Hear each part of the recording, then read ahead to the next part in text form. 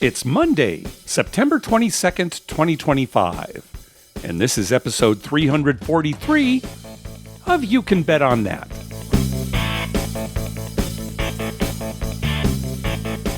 Hi, everybody. Welcome to You Can Bet on That, a podcast for the recreational gambler. I'm Mark Duvall. And I'm Dr. Mike. Dr. Mike, how's everything going? Good. Everything going pretty good around here. How about yourself, Mark? Yeah, not bad. Caught a little bit of a cold in Black Hawk, but no big deal.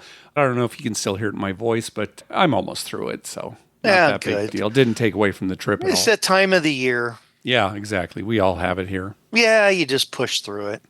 So yes, Black Hawk, let's talk about it. Another really good trip. You know how sometimes you can go on a trip somewhere and you just have such a good time and they say, oh, we've got to go back. And then you go back and it's like, oh, this isn't quite how I remember it. Oh, maybe the magic isn't the same as... No, we had a great time. Right. Yeah, it was still a great destination. If this becomes an annual thing, I could see us going every year. Yeah, just terrific. And just as everybody in Colorado told us, the weather was great. Here we were worried, September, is it going to be chilly? Is it going to be cold? Right. No, it was terrific. Yes, it did rain some of the days, never for too long, but, it was actually in the low 70s most days. Yeah. And we went on hikes and everything. Yeah, it was just That's perfect for hiking and stuff. Yeah. They'll probably be getting snow pretty soon, right after that. Yeah, not too long. And, a little bit higher. Yeah, I was talking to Thomas and Melanie and Melissa about, when the snow finally comes in. I was even wondering if, they close any of the casinos because of the snow. And it sounded like not, although there might be some days where the employees will bring clothes with them to work and, toiletries and stuff just in case they can't get home, before their next shift, that kind of a thing. But one thing about places in the United States where they get regular snow, we're prepared for it. Those places. I mean, I'm always amazed here in Minnesota how the roads are cleared so quickly. Yeah. You can pretty much go unless it's like a blizzard, right? Yeah. You can get out and drive. The roads are clear. It might be cold and visibility might not be great, but they keep the roads cleared. It's amazing. Yeah. Yeah, if it were to snow here, like heavy snow here in San Diego, we probably would not be prepared. You'd have a problem. We'd try to figure it out, If it rained over an inch, San Diego That's always a problem. We got a lot of rain the other day, and it was a bit of an issue. Yeah, there's flooding and accidents on the freeway and stuff. Yeah. And if the weather drops, below 65 in San Diego, that's a problem. Yeah, too. you need some kind of big snow jacket or something. Some Gore-Tex or something to get in there. Yeah, that's chilly. Gets down in the 50s. That's rough. It is bad. Well, anyway, Sherry and I arrived in Black Hawk on that Tuesday. It was our anniversary, actually, 30th anniversary. Thank you very much. That's right. I forgot about that. Congratulations. Thank you very much. We actually were diverted to Salt Lake City. We got into a holding pattern over Denver, and we couldn't land because of the weather. Lightning strikes, that kind of thing. And finally, it's funny. I'm looking on the display, in front of you. It shows, how long till you land, that kind of thing. Right. And suddenly it says Salt Lake City, like an hour. Be an hour till we land in Salt Lake City. So I actually saw it on the display before the captain came on, but he said, yeah, folks, we're at the point now where we're going to need to refuel, so we got to go to Salt Lake City. So I was like, okay. So how long were you in Salt Lake City for? About an hour. Yeah, okay. They let us off the plane. Luckily, we were able to get out. I had a smash burger. There was one, right by the terminal we landed at. Oh, but that's good. Yeah, it wasn't too big a concern for us. Some people had connecting flights in Denver, but the crew was saying, well, you may still make your connecting flights because nothing is landing or taking off in Denver right now. Right. Because of the weather. But anyway, that didn't really matter to us. So Denver's such a huge airport. Yeah, Can you imagine when there's a snafu there? You probably were better off not being in the Denver airport, right? Yeah, well, that's true. It is kind of interesting because by the time we did land, again, about an hour in Salt Lake City and then about an hour to fly to Denver, it was late enough that we did not hit any rush hour traffic. Last year when we came in, just getting out of the airport, we were in these huge backups. Yeah, So it's a big airport. we avoided that. Yeah. So you were like maybe 3 hours late or Something so. like that. By the time we, Yeah. checked into the room, it was like 10 o'clock at night. We just went straight to bed. So, Yeah. no big deal. Well, that was your plan anyway. Yeah, it worked out. I mean, no matter what time you got there, you were going to go straight to bed. That's true. You know me. Just straight to bed. So, yeah, we spent Wednesday and most of Thursday hiking. We also checked out Red Rocks Amphitheater, which we'd never seen before. There was nothing going on at the time. So that's we great. went over. Yeah. Actually, Lynn and I went there. Yeah, did some hiking around there. It's a pretty area. Yeah. Oh, it's gorgeous. Yeah. We were saying, boy, I wonder if there was much of a pushback to actually have that amphitheater built because it's so beautiful there. But I guess they've been having shows there since like the early 1900s. But they didn't, build the amphitheater initially. Anyway, and it doesn't really take away from the beauty of that area. They made it fit in. Yeah, I agree. And we also toured the Morrison Natural History Museum, where they have a bunch of dinosaur fossils and footprints and things like that. It's kind of a small museum, but we had a private tour there, so that was super interesting. That's always, those are great. Yeah, you need to go up to Montana so you can see Big Mike. Oh, who's Big Mike? He's a big, huge dinosaur out in front of the museum in Bozeman, full skeleton. What is he? Is it T-Rex? Or what is He's it? He's a T-Rex, yeah. Uh-huh. His name is Big Mike. There's a big plaque there. Okay. Really nice. All right. Very good. Well, Wednesday night we had dinner with Thomas and Melissa and Bing at the restaurant 24/7 at Monarch. This was before the official beginning of the meetup, right? This was Wednesday night, and the meetup didn't officially start till the next night. But we had a meal with them there, and that was very nice. Monarch is considered the nicest property in town. And we stayed at Ameristar, which is the second nicest property. And the reason I chose that is because it's run by Penn Entertainment, who also run M Resort in Las Vegas. And Zorkfest is going to be at M this year. So I thought, well, if I can, make a few points here playing at Ameristar, and I'm more likely to play where I'm staying, then, maybe that'll help with if I end up staying at M Resort for Zorkfest. So that was right. Yeah. You and I are going to have to talk about that, where to stay for Zorkfest, because I plan on going. Okay. And I just don't know if I want to stay at M. I understand. I mean, you're a gambler, and it's not close to anything else if you want to move around. Yeah. All right. Let's coordinate. I'm going to think about it. We'll coordinate that. Okay. Yeah. And then Thursday, Sherry and I got lunch at Clear Creek Cidery and Eatery, where we had gone last year with the group. Right. And we got a nice flight of ciders with our lunch. And they had good food there. Yeah. And then Thursday night was the official first meetup at the Video Poker Bar at Ameristar. We ended up all going over to play Squeeze Baccarat at a $25 table there at Ameristar. Kind of took over the table.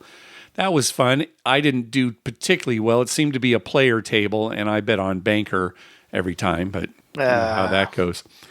We'd gotten some cocktails over the Video Poker Bar, but once we were at Baccarat, we'd either finish the cocktails or whatever. We were all thirsty. And so we asked the pit, hey, can you call the cocktail server over? And he said he couldn't specifically ask her to come. Like, there was no way for him to get on the phone and say, oh, yeah, we need cocktails over here. But he said she should be around every 30 minutes or so. 30 minutes? I know. Really? You should have said, oh, where's she coming from? Oh, yeah. Does she work at several casinos? Right. Is she down the street at her house and every 30 minutes she stops by this casino? Oh, sorry, honey. I got to go check for drinks here. I'll be back in another 30. Yeah. Can you give the kids a bath? I'll be back in 30. Drinks. Oh, my God. I know. Drink service really was kind of spotty everywhere we went, except for Monarch. Monarch had really good, at least the time we played, they're really good drink service. So that was just the way that was. People should, every time they call in, they should tell us how the drink service was at a certain place. Because it seems to me, years ago, drink service was like they come by too much, right? They walk by and you're like, oh, I've only taken a sip of this, right. And now it's a miracle if somebody comes by. It would be nice to hear from people, especially now that Las Vegas is getting fewer visitors And supposedly they're trying to get a little bit better. There have been some moves, like Wynn got rid of their 000 roulette. Right. Yeah. So, they're really laying their life on the line there. But there have been other things and some price droppings, but that would be a real good thing to know is drink service improving at all, specifically in Las Vegas, but also at whatever casino you might go to. Yeah, we're definitely interested in that. Well, Mark, we're living in weird times because alcohol consumption is down in the United States in the last couple of years. And if you had asked me 10 years ago if I'd ever think alcohol consumption would be down, I would say, well, maybe if we had a severe depression or something, but what are they attributing it to? I don't know. Oh, I mean, what I read is just that it was down. And I know here the stave mill's down. They're not making as many barrels because the distilleries aren't ordering them and stuff. Why would people not be drinking? I don't know. Amongst my group here, specifically, the Tuesday night poker guys, I don't see the alcohol consumption going down at all. If anything, it's going up. Yeah. That's been my experience. I mean, isn't that the way the world goes? I don't know. Are young people not drinking, like, 22-year-olds or 23-year-olds or something? I don't know. All right. I don't know. Something to investigate. It's a weird world. So anyway, we weren't doing very well at Baccarat. So Sherry and I went over to the craps table once there was a spot open. And it was great timing because the first shooter, it was just a great first shooter. We were there for like a half an hour. I remember going back to the Baccarat table and telling everybody, okay, the first shooter was good. And it had been like 30 minutes, So it went well. But I want to tell you something that happened, Dr. Mike. Never seen this before. Right. I want you to tell me what you think about this. So the dice are going around the table. Sherry and we're only taking up one spot because it's kind of crowded. And I was having her make bets for me and I was giving her a massage. That's usually what we do. And it came to us and the guy to our left said, oh, are you going to shoot or when are you going to shoot? We said, no, we're going to pass the dice. So he said, can you do me a favor to Sherry? They're going to push the dice to you, pick out any two and throw them for just the first roll. And then I'll take over. It's like, okay, sure. So he wanted to roll twice? No, it's not that he wanted to roll twice. It's that he had this superstition about how every spot needed to roll. And that was his way of having, Sherry roll or have, this was her official roll. It's just she rolls the first one and then he takes over. Now, okay, maybe he did want to roll twice. That could be. But I thought, that's pretty clever. If you've got this superstition or if you do want to roll twice, just have the person, if they're willing to, just, roll once to establish the point, which she did. And pass the dice. And then take it over. And then once he sevens out, that's the end of Sherry's roll, and then he can take over. And that's exactly what he did. What do you think about that? Well, if he was trying to roll twice, I understand his motivation. Okay. Thinking that I roll well, I'll roll once, and then I'll get him again, and I'll have another big roll. Mm-hmm. Maybe that's his thought. If his thought was just some kind of superstition, like, everyone needs to roll to keep the table in a good way or something, then I think that is dumb because I wouldn't even count that as a roll because it's pre-planned. Okay, I guess I see what you're saying, but if you've got that superstition, so he's talked himself into a superstition, and then he's going to talk somebody else into his superstition. Well, here, let's not make a judgment on the superstition itself. Okay, let's not make a judgment. Okay, yeah. If you've got that superstition, I think this is a pretty clever way to deal with it. Yeah, but it's almost like bending the rules, Mark. Okay, yes, it is. Bending the rules as far as your superstition goes. You know what I'm saying? Like it'd be like if my superstition was to wear a new shirt every time I went to a new table. Uh-huh. And then in my mind, it was a brand new shirt. I just bought it, never worn it. But then one time I forgot to get a shirt. And so I said, well, this one's new today because it was washed and I haven't worn it today. it's finding a way around your superstition to keep the superstition alive. All right. Well, you had to reach for that analogy, but I appreciate your point. But I do understand. But then again, by you saying that, he's like kind of cheating on his superstition. Well, then you're judging him on what his superstition is. And, no, in his mind, superstition. But in his mind, doing what he did doesn't undo the satisfied the requirements. Yeah. Yeah, that satisfies. See, for me, it wouldn't satisfy the requirements, but maybe in his mind, it satisfied his requirement for his superstition. That's what I'm thinking. All right, we've spent way too much time talking about this. I just had never seen it before. I thought, okay, yeah, interesting. Clever. I've never heard that one before. Yeah. That's why I tell the kids at school, you learn something every day. All right, so we had a pretty good session there. After we went to bed, Dr. Brendan, Jordan, Melanie, and Thomas went over to Bally's because they had $5 craps. It was, I think, $15 at Ameristar when we were playing. So $5 craps. And get this, and I know you saw this online, they were able to order comped milkshakes at the table. Yes, I saw that. Yeah. Oh, that was almost like a dagger in my heart. Yeah, that was the real, you were getting all these messages from us. And it's like, oh yeah, I wish I were there. I wish I were there. And then when you saw that, it's like, oh, I really wish I were there. Yeah, comped milkshake. I mean, even if they served me a milkshake and I had to pay for it, I'd be pretty giddy. Yeah. But having a comped milkshake, I mean, that's living large. Mark. Yeah, last time that happened to us was at Foxwoods. Yeah, everyone were playing it like their high limit table and get a vanilla milkshake. Oh, I know you love vanilla, but when I get milkshakes, I like strawberry. Yeah, I like a strawberry milkshake, and I like a chocolate milkshake if it's made with vanilla ice cream. Oh, yeah.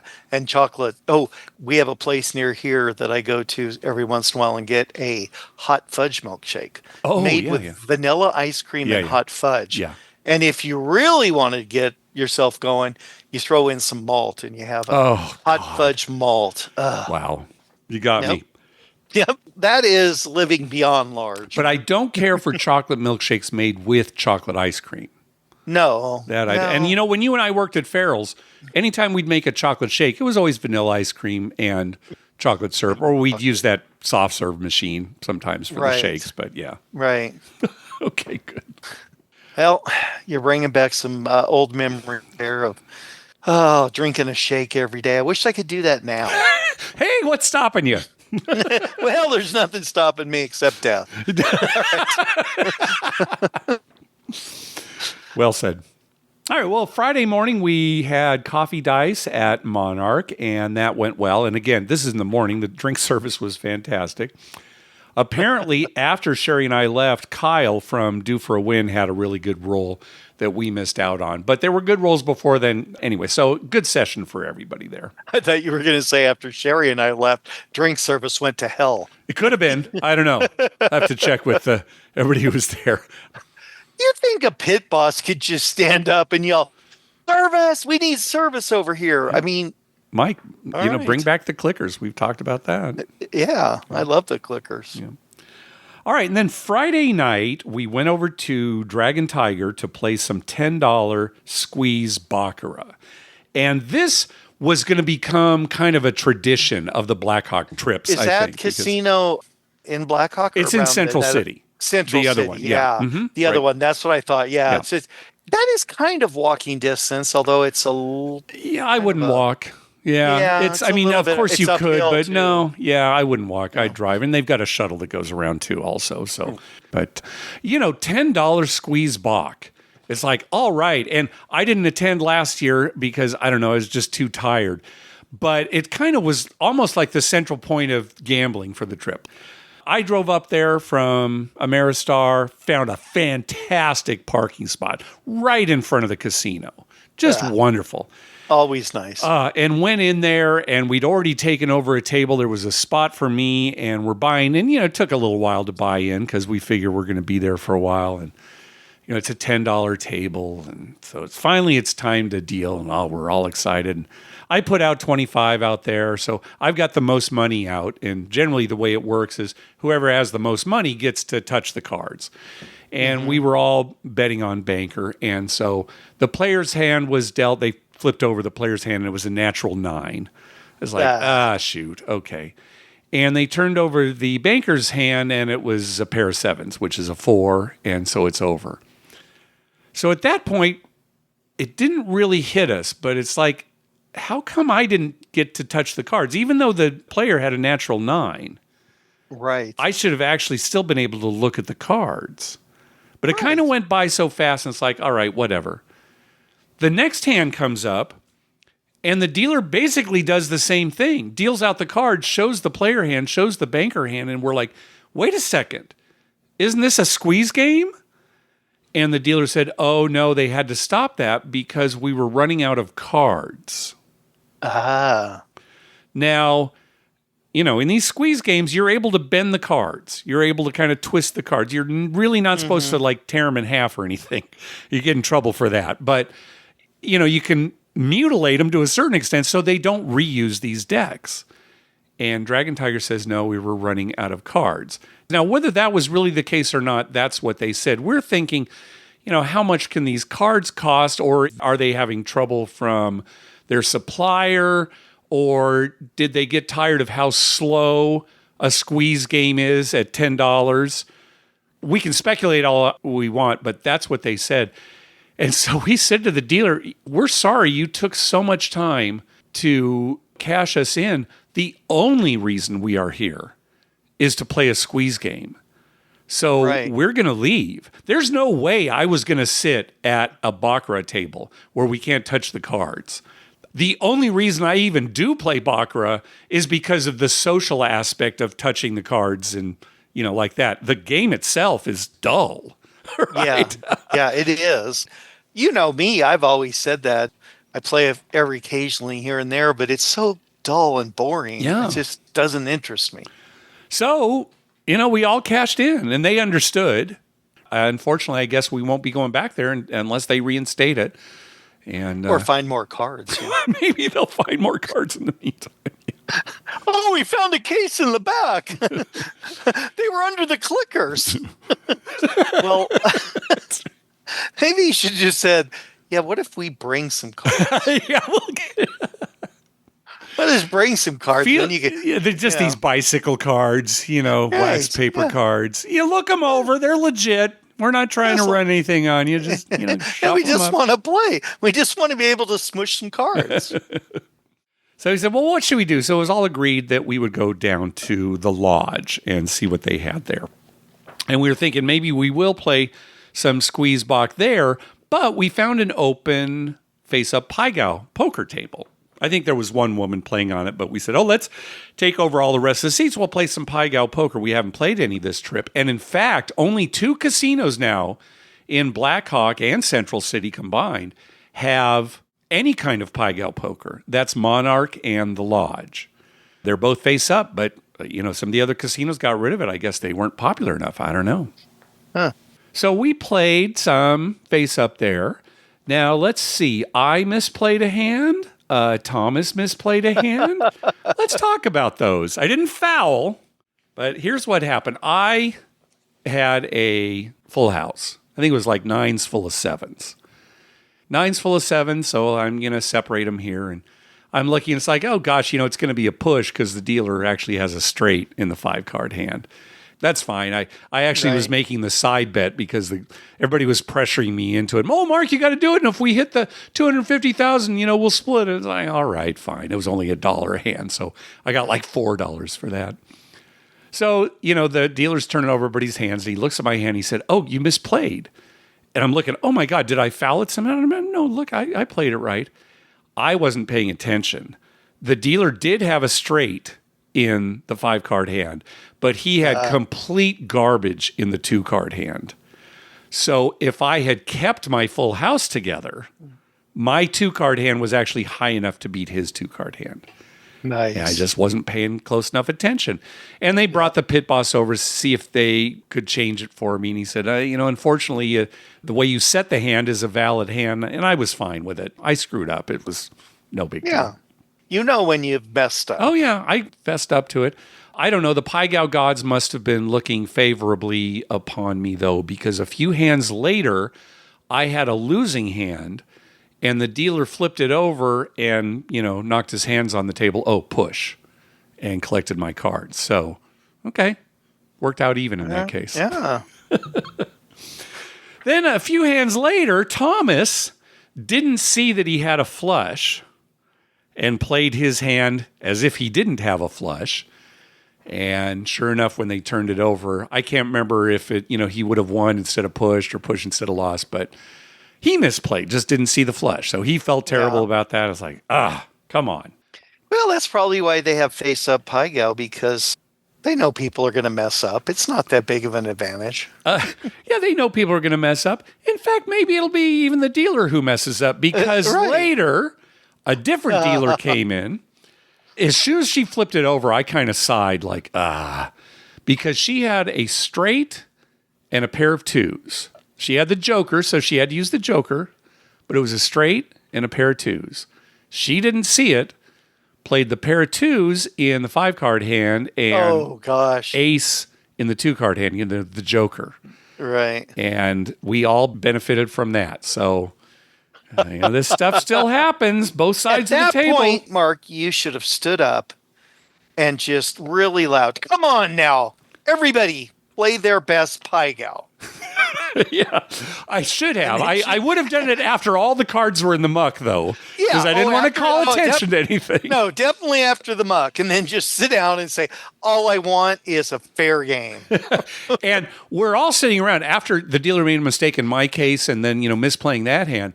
We're all waiting for the pit to come over and, I got a call from the eye in the sky.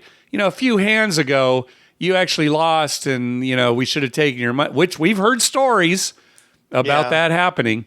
And luckily, no word came down from the camera. Probably what happened is the camera guy was looking for decks of cards in the back storeroom. It could have been. It was a different casino, but that might have been. Could have been. Yeah. Maybe Dragon Tiger called over to the lodge. Do you have any extra cards?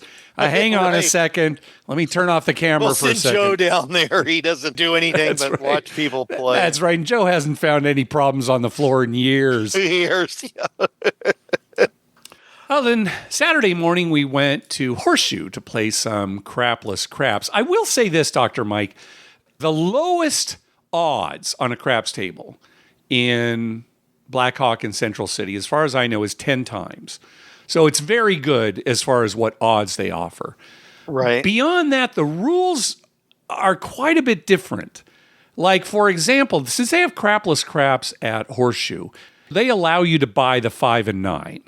No other place that I went to could I see where you could buy the 5 and 9, and get paid properly. Okay. At Monarch, you have to pay the vig up front for buying the 4 or 10 even. It just was different rules everywhere. That's rough. Yeah. But it's nice that Ameristar and the Lodge at least have 100 times odds. So, that's basically infinity as far as I'm concerned. I don't need I can always bet the minimum on the pass line and come and just increase my odds. Anyway, we played some crapless over at Horseshoe, and I was actually looking forward to that. I was going $300 across, so $30 on every number, and it started out great. Just rolling these outside numbers, 2s and 12s and everything. We were just having a ball. And then it turned and went south pretty quickly, and so that was actually my worst session, so I don't really have anything more to say about that. Looked forward to crapless, and ultimately it let me down.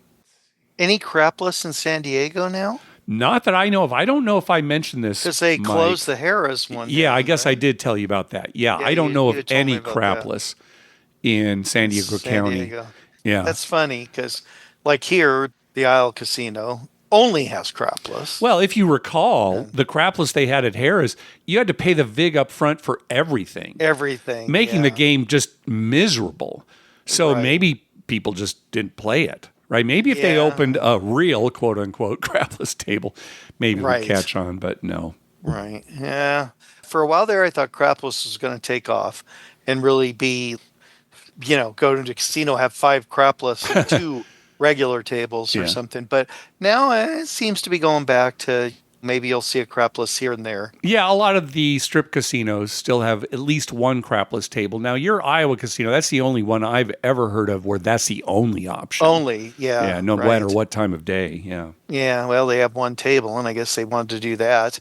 It's funny because they have some crapless machines, Yeah. Yeah. and it's like, well, do you have those? Why not just make this regular craps? And someone wants to play crapless, they're over there on the machine. Yeah. Anyway. And then Saturday night, we went back to the lodge and played Pai Gow poker. It actually was an empty $50 table, but Hutch told the pit that we would fill up the table if she reduced it to 25. So she did, and we filled it up. So that worked out great. Nice. Something came up, and I want to run this by you. So the dealer had a full house. Now, what do you do with a full house, Dr. Mike, in Pai Gow poker, especially if it's traditional Pai Gow poker, or you're the banker? What do you do with a full house?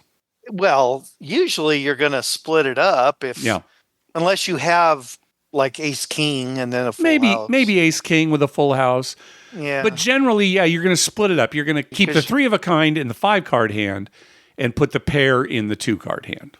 Right. The only reason I wouldn't, I guess, is, if my pairs were like 3 3s and 2 2s, and I had an ace and a king, might as well play the ace king. Yeah, if you got threes full of deuces, yeah, sure. There are times when maybe you wouldn't. Exactly. Right. There are definitely times where you wouldn't. But for the most part, keep the 3 of a kind, the 5-card. Yeah. So the dealer had a full house, and I think her other 2 cards were like ace 8. She kept the full house together and put the ace 8 in the 2-card hand. Is that a house rule? Well, I thought it was a mistake. Yeah. And so I didn't say anything at the time. But later on, same thing. She had a full house with an ace. It wasn't ace king. It wasn't ace queen. It was just some ace rag. Mm-hmm. And again, she kept the full house together and put the ace up top.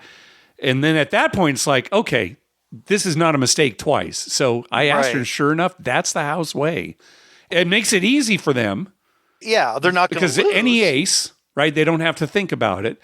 And they're not losing that much value by playing it that way. They're making it easy for the dealer. They still have an edge on the game. And they're not giving up that much. Yeah. But it did surprise me. It surprises me because in our casino, Mark, we are not doing that. Okay. I mean, even if we have 3s and 2s, unless we have ace king or we had ace 4 and 3s and 2s, we're going trip 3s and 2s on top. Yeah. It's as if they're playing not to lose instead of to win. Well, and it certainly helps the player because if they're not playing that pair in the 2-card hand, you're more likely to push than the other way. Exactly. Right. So, yep. Yeah, especially if it's a low ace up there. Right. It's still a fairly good chance you will lose against the dealer when they do that because they've got a good hand. Anytime they can play an ace in the 2-card hand, it is a good hand. Right. But I think there will be more pushes than the other way. So anyway, I thought it was interesting. And then on Sunday, people were kind of heading home. Sherry and I did a little more hiking. But again, we were starting to feel these colds coming on. So we ended up just going back to the room and watching football and taking a nap. And so that was a pretty good Sunday. And then we came back on Monday. No problems with the flight at all. And again, another good trip. Thomas is already talking about maybe June next year to do it. So, keep that in mind, and we'll see. He's just throwing it around for right now. We'll see what people think. Earlier in the summer or early in the fall is probably a good time there. For you, as long as it's not during the school year. Yeah, the school year thing kind of screwed me up. Yeah. Well, and who knows what I'll be doing next year. I don't know. That's true. But although anyway. I'm really enjoying teaching math. Maybe that's what you said. I'm so glad to hear that. Yeah. Oh, Mark, all of a sudden, it's all coming back to me, all this algebra 2 stuff and a little bit of calculus. And it's just all of a sudden my brain was stimulated. Oh, this is fun. I remember when this was fun. Yeah. I like math because there's always an answer. There's not a lot of gray area in math. Well, sometimes the answer is no solution, though. No, sometimes it's no solution. Sometimes it's 3 or -3. Right. So, you got to be aware that there's there are some oddities, right? Or the solution is, an infinite amount of answers. Right.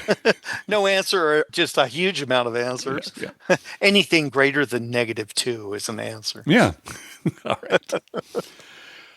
Hey, about 100 years ago, we had our online poker tournament for You Can Bet on That, Mike. Yeah. It was so long ago, Mike. It was. I was trying to update my notes Well, it's here. about like, a what month happened? ago, right? Yeah. Oh my gosh. But another great tournament. Let's talk about some of the results here. Our winner was Chauncey Street, also known as Jim from New York, our good friend. He also eliminated me from the tournament in terrible fashion. I had pocket kings, he had pocket sixes. He hit a 6 on the flop, and I was basically out of there. But congratulations to Jim from New York. Second place was Tenesmus. That's quite a name for a Poker Stars thing. Isn't that like some kind of bowel issue that you have? I think it's a... Tenesmus? Yeah, tenesmus. Persistent, uncomfortable feeling of needing to have a bowel movement, even when there is no stool present. I like it now. I love it. I love the definition. So tenesmus... Even when there's no stool present. Yeah, so tenesmus was number 2 in our tournament. How apropos. And gosh, he took out you for the bounty. So first and second actually took us both out. And then third place was Bama Michael.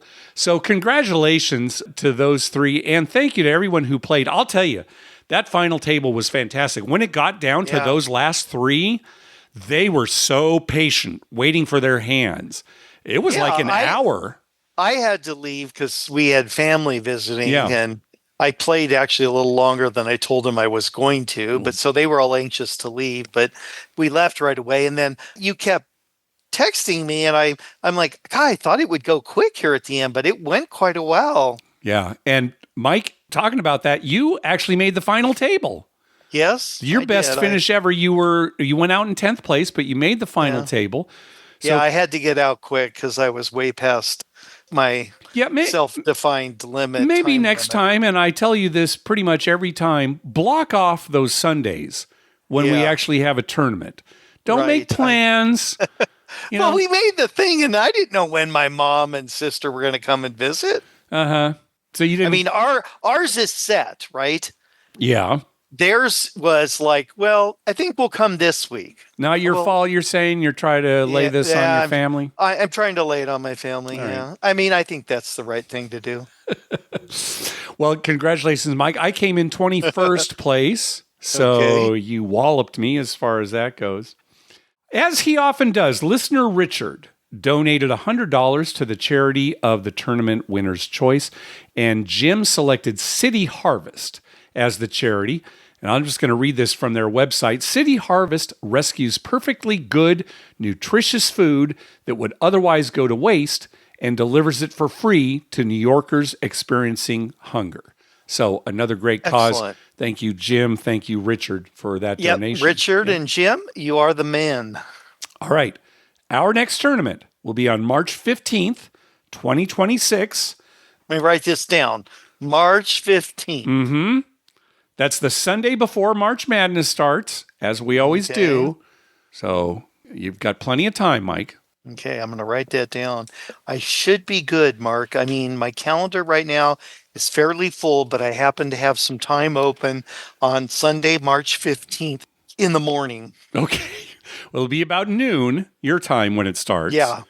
Well, that's morning for Sunday. That's morning. 12 noon is morning. On Sunday, because Saturday night you're at the casino till 5 a.m. Oh, yeah, that's true. Yeah, I didn't think about that.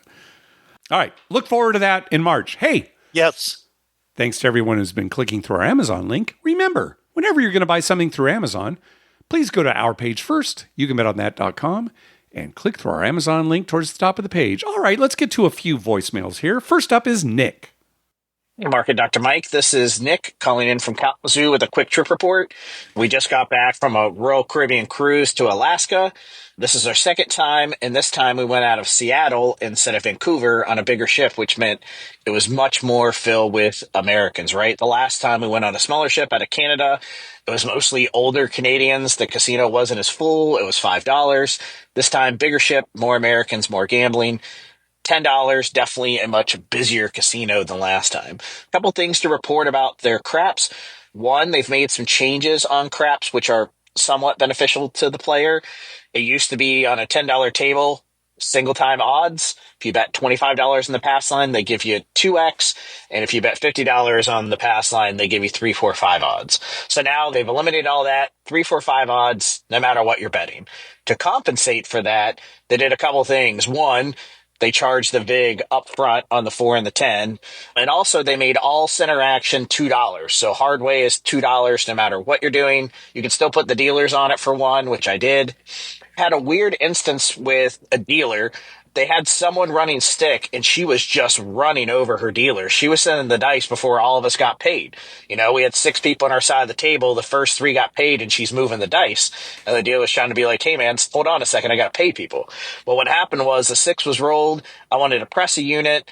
And he's like, I'll get you and the next 2 guys after the roll. 6 was rolled again. And he paid me for the previous step. And I said I wanted to go up. And he said, well, I didn't get that in time. And I said, well, I verbally told you and you hadn't paid me yet. So you actually owe me for 2 6s and one of them should be higher. And he's like, I can't do that. So I just took the money. No worries. I don't want to argue. We're having a good roll. Next roll is a 7. Like, let's just move on, right? Stuff happens. I did have the good luck of getting to parlay and hit a hard way. $2.06 for me, $1 for the dealers. It hits, I parlay. And then later on the roll, a 6 was rolled again. I got paid the $180. I was down a little bit, so that made me feel a little bit better. The other odd thing that happened was a gentleman was having a great roll. He's singing to himself, oh my mama, whatever, while he's rolling the dice. And one of the dice went off the table. Everyone was like, same dice, same dice, same dice. And they're like, nope, it has to be called by the shooter. They gave him all the dice and he was burning them on the table. You know, his hand was over top of all the dice, rubbing them around. And the dealer took him back and they're like, you can't do that. I need to be able to see the dice at all times. And he got real mad about it. He was like, I don't want the dice anymore. And then he was going to spit on the dice. It just got weird. And they kind of were like, all right, dude, you're done. And everyone was unhappy about it because he was in the middle of a good roll. But things happen, right? On all the other games, those side bets, like in Ultimate Texas Hold'em, the trips bet, they made you do $10 on a $10 table. We're used to be able to do 5. So I think that's where they're getting some of that extra money that they're taking from those odds, is that those are high house edge bets. They're forcing you to bet more. Sure, they pay better when you bet more, but when you lose, it hurts more, right? So I think that's what they're doing. Anyway, a pretty good trip. Wife got a hand pay, which was very nice, so we were excited about that. They talked a lot about ratings on the trip because there was a couple that was really concerned about how they were rated. And what they were doing is she was playing the pass line with no odds, a field bet every roll, and then she'd have a come, and then she'd place a don't come. And the pit boss was asked, what's my bet? And he said $20. And he's like, no, it's $40. And he's like, no, it's $20 because you're only betting $20 to lose every turn. The come and the don't come are going to cancel each other out. One's going to win, one's going to lose. So we're not going to rate you on that as $20. And they were all upset and they left. But it's like, that's how it works. That's how the math works. That's how they give you comps. So thought that was really interesting. It was a really transparent ruling by the pit boss. Definitely worth understanding for the future. Really appreciate all of you guys' hard work, the podcast. Super sad about Dice leaving Golden Gate. Always love playing there, even though that dice table is a trampoline. It's a lot of fun. Talk to you guys soon. Thanks a lot. Bye. All right. Thank you very much, Nick. If a pit boss is really rating you correctly and you're doing some kind of do-we-don't, they would rate, yes, the pass and the don't pass. In the long run, you're still going to lose because of that 12. But they won't do it, like in this example, right? They'll just say, no, you're trying to work the system and get comps and that kind of thing. Even though if they did still rate them that way, they'd get a little something. And that's why on the machines, a lot of times they won't let you bet pass and don't pass. You can't even do it on the machines. So here's what I would say is that if you think you are gaining the system by doing do-we-don't, you're not. Whether they don't rate you correctly or they do, it's still not enough to be ahead on what they give you in comps versus your theoretical loss. Right. I've always thought that they're like thinking, well, if we do this for a while, we'll get a really good rating and then we'll get our room comped at the end of our trip, or we'll get a free dinner or something. And it just doesn't work like that. No. And whenever that 12 comes up, and it comes up 1 out of every 36 times, they lose both bets. Yeah, right. So, exactly. you can't get ahead on it. Right. I'm trying to picture what this shooter did wrong, where he's kind of rubbing the dice on the table, and the stick says we have to be able to see the dice at all times. What do you mean? He might have cupped them all together. Well, even so, you've seen that a million times where guys are spreading it, and you can't actually see every single die every single moment. But he's obviously... Well, yeah, they're worried about somebody, being sleight of hand. Well, I know what you're saying, and they're worried about it. Rubbing them into the felt, too. Maybe they don't want their felt ruined. That could be. Okay.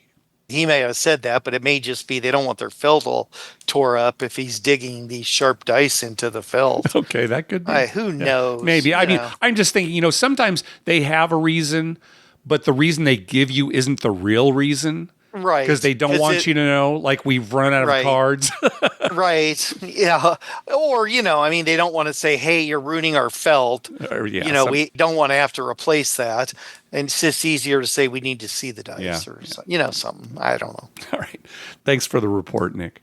I want to say I love the way Nick handled all these situations. He started off the call with several situations that were a little disturbing, and he's just like, oh, yeah, whatever, that happened. That kind of thing. Love it. Yeah, that is a good attitude to have. I mean, sometimes there could be a real injustice, but a lot of times these are little things that just kind of, okay, all right, fine. Let it roll off your shoulders like Nick did and just move on. Continue to have fun. Don't get down on stupid stuff. I might say something like, oh, can you wait until we've all gotten paid before you send the dice or something like that, just to, but he took it well. The only time you're really going to get upset if, somebody says something to you like, you're cheering too loud or something. I still think about that almost every day. You're cheering too loud. We're cheering for you. We might have a follow-up on that. I'll let you know when I actually hear back, but I think we might have a follow-up on that. Okay, all right. Yeah. All right, next call. Hey, guys, Nathan from Sacramento.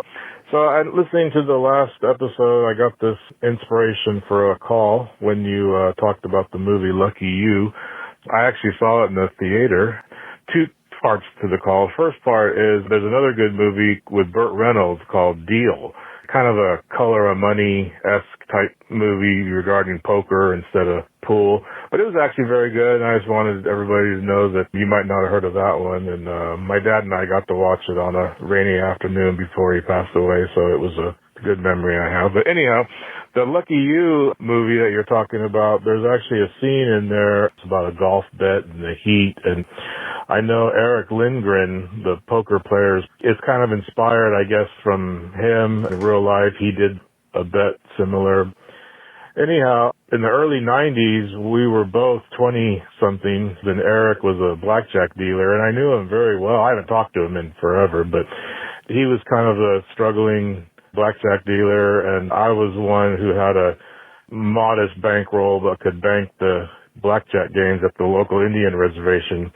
Anyhow, fast forward, Eric became this player of the year in 2009, the WSOP, and he ended up having some trouble in sports betting, and you can read about that. It's public information. But, I used to think like, wow, what a lucky guy. He started out together. We were both the same, and look what he did. And then I'm still living the same life, but he's had a roller coaster ride. So I don't know which one was better. Would you rather have win and lost a lot or just been on the same stable running train your whole life?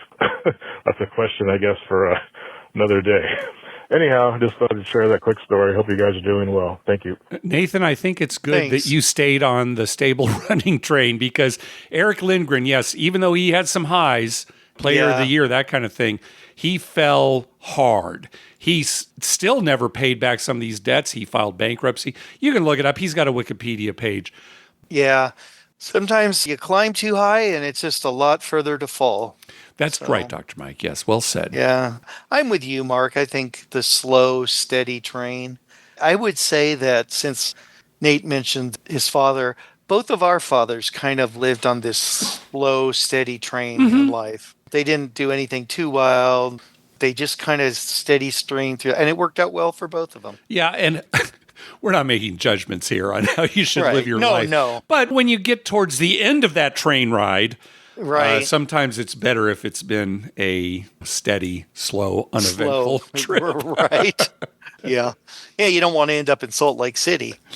Oh my gosh. At first they weren't going to let us off the plane. It's like, what? And then luckily there was a smash burger there, but they weren't ready for the onslaught of people that came to order hamburgers because it was really dead in the terminal we landed in. Late Luckily, at night. we were one of the first ones to order. So anyway, yeah, that movie Deal with Burt Reynolds, I've heard of it. I've never seen it. It's on our movies page. And every once in a while I see it's listed in our TV listings. But yeah, I'll have to check that out. I always liked Burt Reynolds. Oh, yeah, who doesn't? He's not a good actor. He's Burt Reynolds. But he's Burt Reynolds. Exactly. And, he just had that way about him. Oh, and that look swagger. And that swagger. And then, in a way, he was kind of funny and kind of man's-manny at the same time. Oh, yeah. Well, look how his career did, right? He did Deliverance, which is about as serious a movie as you can do. Right. And then, Smoking the Bandit. And so, yeah. All right. Let's hear from our good friend, Melanie. Hello, Mark. Hello, Dr. Mike. It's Melanie from Colorado. Just rolled back into Colorado from Burning Man. After we left there, our first night back in civilization was Reno at the El Dorado. A small place, quite fine. Pretty dead. I just was so tired and dirty and dusty. I went and got a shower and came down to a bar, sat there and played a little video poker, and the bartender ignored me. And after 15, 20 minutes, I'm like, hey, do you think I could get a drink? He's like, this bar is not open. I'm like, oh, okay, what time is it open? 5. It was 4 o'clock. I'm like, okay. So cashed out there. I couldn't find a bar that was open. I finally found somebody at the beer and said, where'd you get that? And they told me it was Vito's. So I went to Vito's Lounge, got a nice cold beer. It was pretty funny. I'm like, can I get a beer? He's like, what kind? I'm like, what do you have? He's like, well, I have 20. What do you like? I'm like, I don't know. Do you have a menu? He's like, no. I'm like, okay. So I just got a Bud Light, kind of lame. Sat there and played video poker. Hit Royal Flush number 9. That was pretty exciting. Got a nice cold drink, enjoyed it. That bartender at Vito's was super nice. When we did go to check in at 3:40, the guy at the front desk said, you can't check in yet, it's $51. I'm like, okay, what time is check-in? 4 o'clock. So yeah, we did not pay $51 for an extra 20 minutes in our room. Also, not particularly friendly. It's a little bit of a, I don't know, reality shock coming from Burning Man, where almost everyone's friendly and chatty and kind and interesting. And yeah, they weren't so down with that at El Dorado, but didn't play any table games there. I went over to the Peppermill with some friends to meet up there. And oh my goodness, that casino is beautiful.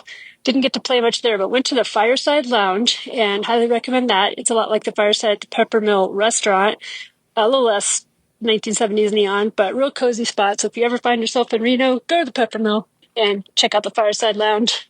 All right, I can't wait to see everybody next week here in Blackhawk. Everybody's coming. I'm very excited you're coming, Dr. Mike and Mark. It's pretty funny, though. I'll be there before I leave for a weekend in Vegas, going to see Sophie Tucker at the pool, and I believe Don Dalla that night. Yeah, it's going to be great. So if I didn't get enough musical exposure, I guess, at Burning Man. But love the show, guys, and keep up the great work. See you guys soon. All right, thanks, Melanie. It was great to see you in Blackhawk. She was very disappointed, Mike, when she found out that you weren't going to make it. So I know. I wanted to see Melanie. So she's going to have to go to Vegas in December. Okay. So Zorkfest is your next Vegas trip. I may go a couple times before then. We'll see. But okay. Yeah. And I'll probably try and make it next year to Blackhawk, especially if it's in June. That'll be perfect because I'm out of school. Yeah, good. My brother-in-law and sister-in-law live outside Reno in Sparks. Mm-hmm. And they were telling me that Reno has gotten to be kind of a little run down almost, if you will. Uh-huh. They do go to the Peppermill and they like it. But they were saying, it's getting a little more seedier. That's too bad. It's not the place it used to be anymore. There's never been a Reno meetup with this community. Maybe it's time to create one before it gets worse. Well, maybe. I was there, it's been a long time. And Paul and Mary and I went. I enjoyed it. We had a good time. We also went because there was a hockey game we were going to. This is like 30 years ago, right, Mike? Yeah, I mean, Okay. But I mean, that's my memory of Reno, right? I don't know what it's like now. Yeah. Maybe Reno sometime. There's so many other places. I know. Yeah. I know. I know. All right, well, we do have some more phone calls, but we're going to have another episode next week to get back onto our schedule. So let's hold them for that episode and just finish up right now. We want to thank some people for some recurring donations.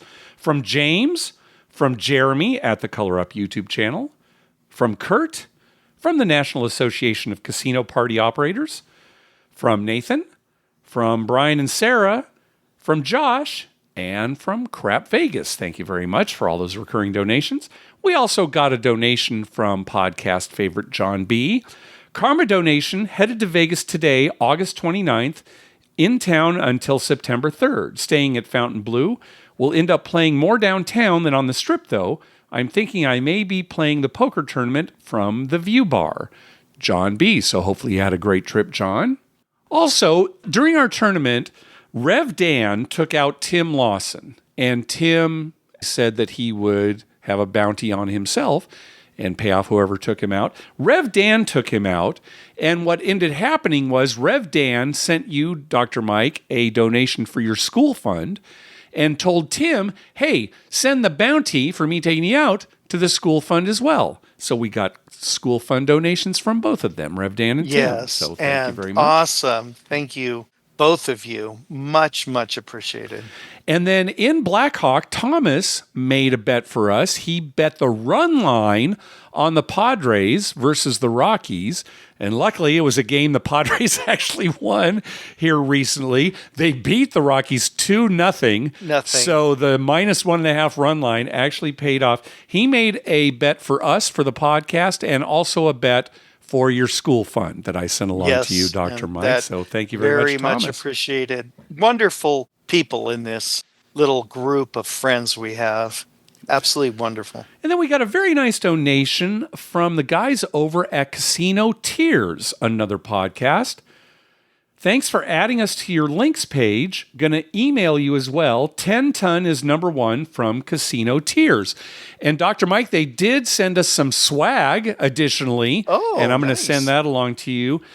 10 Ton and Ed have this great chemistry on Casino Tears, and they talk a lot of craps.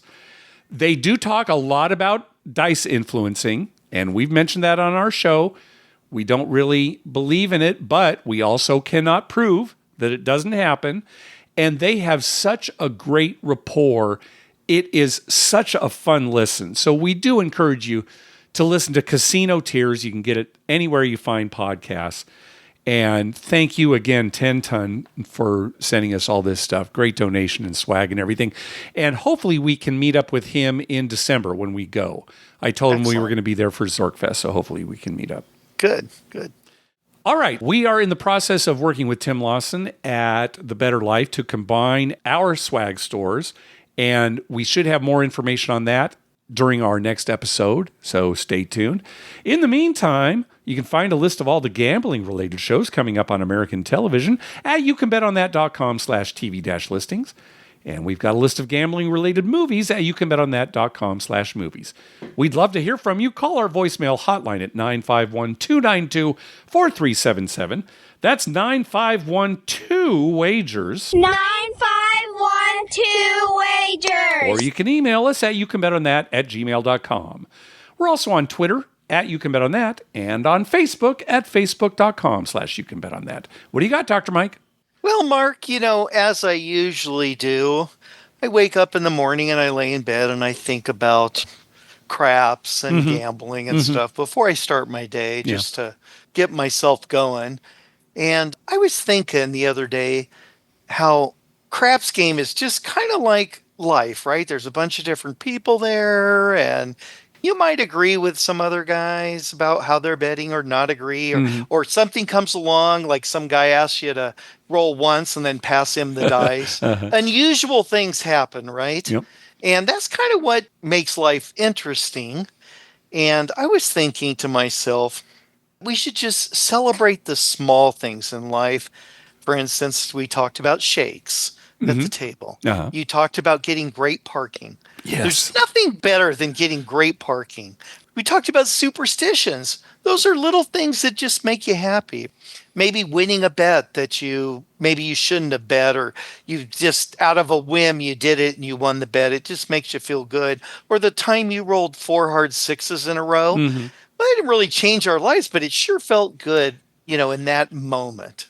Yes. And so I was sitting there reminiscing, I guess, to myself about things. And I thought about how I used to play craps, and every once in a while, I'd look down in the rack there with my chips, and there'd be like a penny or a dime or a quarter mixed in with my chips. Mm-hmm. And it just always made me happy to look down and see that. Suddenly there'd be some actual change just in your rack, and you have no idea where it came from. No, and I have no idea. And so I thought to myself, you know what? That would be a perfect T-shirt for us. Uh-huh. A shirt that said, look in your rack every once in a while. Or how about this? Yeah. I looked down in my rack and I found change.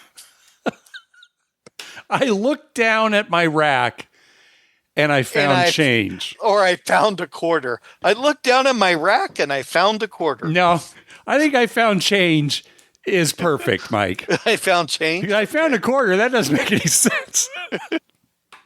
I looked down in my rack and found change. Yeah, there you go. Now you've got the thing. That's what I woke up to yesterday. I had a great day, too. All day long, I kept thinking about that. What a great day.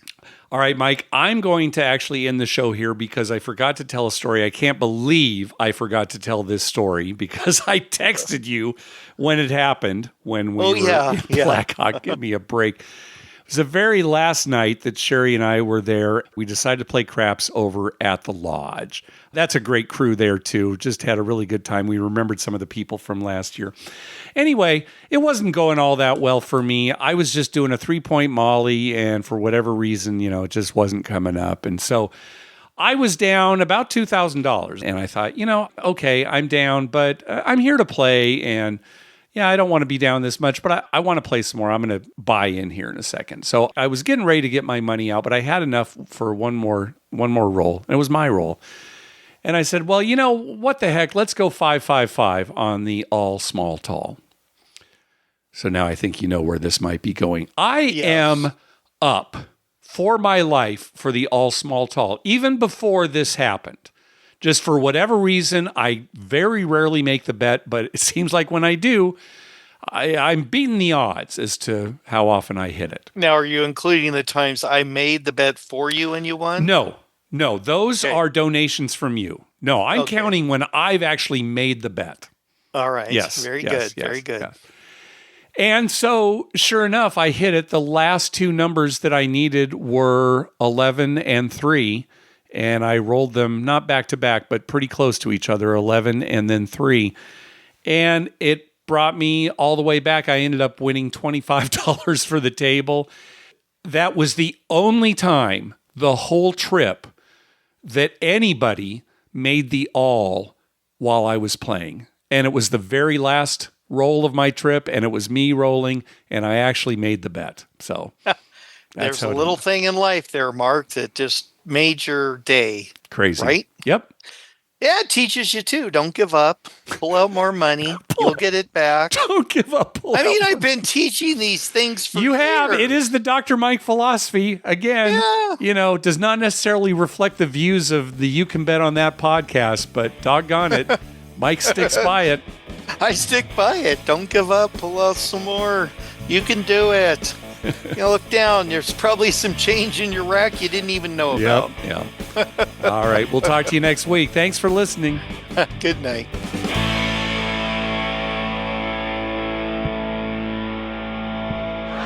I'm so excited. Did you see the ring? Oh, my God. I can't wait to tell my parents I'm marrying a doctor. He's a dentist. But it doesn't matter. The invitation will still read Dr. and Mrs. What's his last name?